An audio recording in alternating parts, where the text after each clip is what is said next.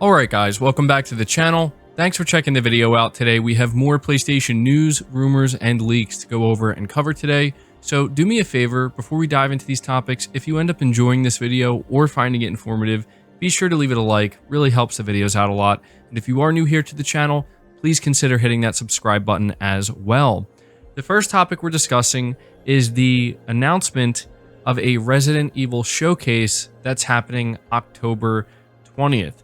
Heading over to the official Resident Evil Twitter, they say the next Resident Evil showcase begins October 20th at 3 p.m. Pacific Time and 6 p.m. Eastern Time, featuring Resident Evil Village Gold Edition and Resident Evil 4. Everyone is welcome to co-stream the event. So this is quite the surprise, I think. Not necessarily the showcase itself, because we already knew that they were going to be doing a Resident Evil showcase in October, but the fact that it's happening literally the day after we get the Silent Hill showcase from Konami. So really great time to be a fan of survival horror. We're going to be getting these shows back to back, and frankly, I don't really think we could ask for much more than that. So I'm definitely excited, and I'm going to be tuning into that. And personally, I'm really interested in seeing more of Resident Evil 4 Remake. I think that's why a lot of people are going to be tuning into this, but I'm also curious to know if we hear anything more about PSVR 2 or see anything more about Resident Evil on PSVR 2. So there you go. We're moving on to the next topic though, which is talking about Final Fantasy VII Rebirth and how it may actually further deviate from the original game. This is what is being suggested by the co-director. Reading from WCCF Tech, they say Final Fantasy VII Rebirth may deviate further from the original than Remake. This is what the game's co-director recently suggested. In a new blog post shared on Square Enix's official website going over the final chapter of Remake, co-director Matamu Toriyama commented on the unknown journey Cloud and his friends have now embarked on, highlighting how the Whispers are no longer able to maintain the destined timeline, suggesting that there may be bigger story changes in the upcoming second part of the Remake project. So he says, as it says at the end of the game, the unknown journey will continue, and Cloud and his friends will be on that journey for a while yet. From here on in, the Whispers cannot act to maintain the destined timeline, so fans can look forward to seeing what kind of future awaits the team. That's the direct quote. And for anybody who may have forgotten, Final Fantasy VII Rebirth is currently set to release during winter of 2023 on PlayStation 5. So as of right now, it is going to be a current gen only title, which I think a lot of people are happy about. But yeah, I just wanted to take a moment to share this with you because I feel like this may have went under the radar a little bit. Then again, from what I can tell, some Final Fantasy VII fans are already anticipating that there are going to be even more changes to the story with Rebirth than what we saw in Remake. So be sure to let me know down in the comments below what you guys think of that. Moving on to the next topic though, we are talking about the Dualsense Edge wireless controller, as we have the official announcement of the release date, when pre-orders go live, and most importantly, the pricing of the controller. So the release date is currently set for January 26th, 2023, and you will be able to begin pre-ordering this controller starting Tuesday, October 25th at select retailers, and PlayStation Direct is one of the places you will be able to pre-order from, and the controller is going to be $200 US. And just to remind everybody what the controller actually comes with, so you know what you're getting for that $200, you get the Dualsense Edge wireless controller, a USB braided cable, 2 standard caps, 2 high dome caps, 2 low dome caps, 2 half dome back buttons, 2 lever back buttons, a connector housing, and a carrying case. And I believe the controller can actually be charged through the case itself, if I'm not mistaken. I believe they showed that in the latest trailer. And so, yeah, you know, $200 for this controller. I think some people are a little bit surprised while others aren't. Me personally, I'm not too surprised. I already knew when this controller was announced, it was going to be a premium device at a premium price point. Now, it's understandable why some people would think maybe it would be priced the same as the Xbox Elite controller, which I believe is a little bit cheaper, but it's also not priced as high as some of these third-party controllers that you would get that offer a lot of the same things here that the DualSense Edge is offering. So it seems like it's kind of right in between, but still, I believe for a lot of people, $200 for a controller is certainly asking a lot. So I think that anybody who is considering this controller is going to really have to take a moment to think, is this something that you feel is worth it? Is it something that you'll really be able to take advantage of? And, if you're somebody who plays a lot of competitive multiplayer games, the answer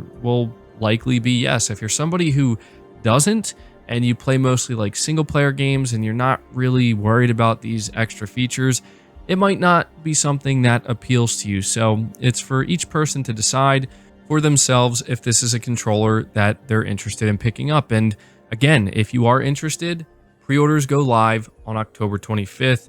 There's a very good chance that these are going to sell out very quickly, so mark your calendar. Moving on to the next topic, though, we have a update, believe it or not, for Spider-Man 2. And the reason why I'm saying believe it or not is because it just was dropped very casually from Insomniac Games. Now, it's not a massive update, but it's certainly a welcome one, and a lot of people are kind of latching onto it because we haven't heard anything about Spider-Man 2 since September of last year. So this was actually given to us from the Insomniac Games Twitter account, and it was actually a reply to a fan. So the person that they replied to was basically saying that they're beginning to worry about the game and they fear that it's going to end up suffering a delay, and that's why we haven't seen any more of it or heard anything more about it. And the official Insomniac Games Twitter account replied by saying, "Don't. We're making good progress, and it's still slated for 2023. Showing games takes time, effort, resources, and coordination."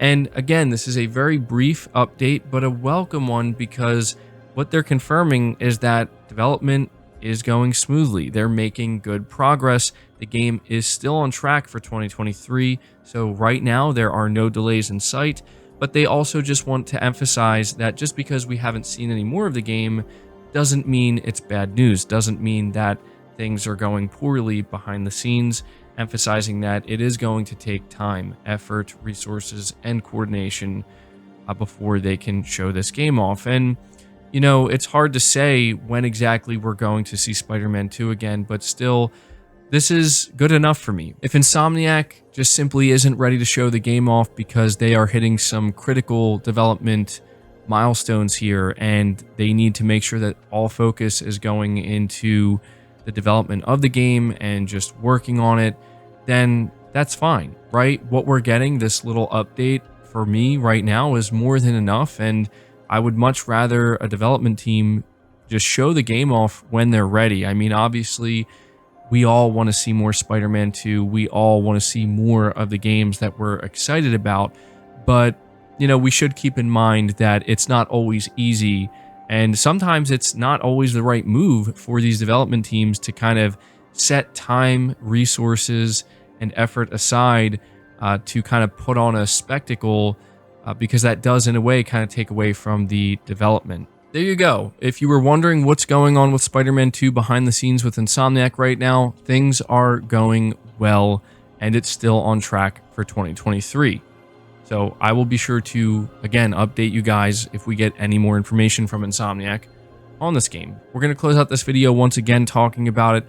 First of all, heading over to the PlayStation blog, Santa Monica Studio released a new blog post titled Introducing the God of War Ragnarok Behind the Scenes series, and they say Episode 1 kicks off with a deep dive into storytelling, and they say here, since the very first moment of development on God of War Ragnarok, our team at Santa Monica Studio has made hundreds of decisions each day that have shaped this game into the experience and story that we are about to share with you on November 9th. Over the course of this journey, every single team member who has touched God of War Ragnarok in one way or another has left their mark, each with their own perspective that has given life to everything you will see, hear, and interact with at launch. In the God of War Ragnarok Behind the Scenes series, we will be taking you to all 9 realms, from Midgard to Asgard, and perhaps a pit stop along the way. With each episode, we hope to provide you not only a unique perspective on the years-long endeavor of creating this title, but also bring you insights from many of the team members who have made this possible. Starting today, on every Tuesday for the next 9 weeks, we will be diving into one aspect of the game,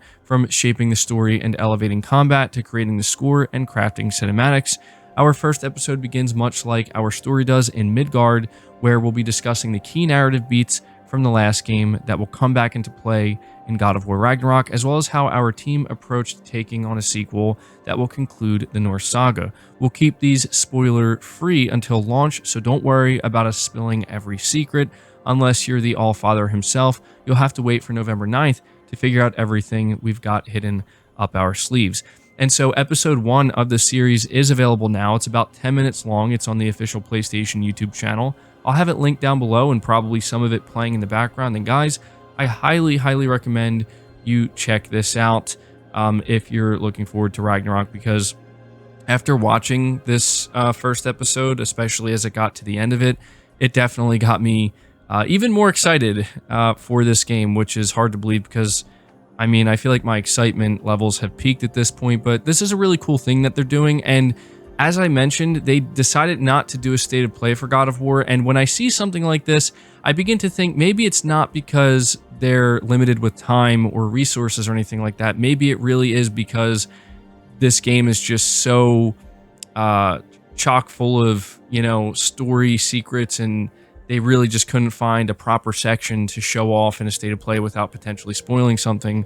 So maybe instead they decided to go with this behind the scenes series, which is very cool. And like they said, they're going to be dropping one every Tuesday. So be sure to check that out. But the final topic I have for you is actually something that was pulled out of this first episode of the behind the scenes series. God of War Ragnarok is bigger than envisioned and brings closure to characters. Reading from Gaming Bolt, to say that God of War Ragnarok is highly anticipated would be an understatement. The fact that the Norse saga is coming to a close makes it an even bigger deal. In a new behind-the-scenes video, the first in a series, the narrative team at Santa Monica Studio talks about the decision to go with 2 games from the saga instead of a trilogy. Lead writer Richard Galbert said whether the Norse saga was going to be a trilogy or just 2 games was something we debated a lot. There were obviously pros and cons for either approach, so we waited for Cory Barlog to weigh in, and he did. And he said, let's do it in 2. Senior producer for narrative Ariel Angeletti added, the consequence to that is how do you wrap up the story in one game and do Ragnarok justice? How do we lead up to that and then have a big moment at the end of the game and wrap all those threads? The game is bigger than we initially envisioned. There are a lot of important story moments that we needed to cover. There are more characters that we follow the threads of, and ultimately it ends up feeling big and epic because there is a lot there for people to enjoy.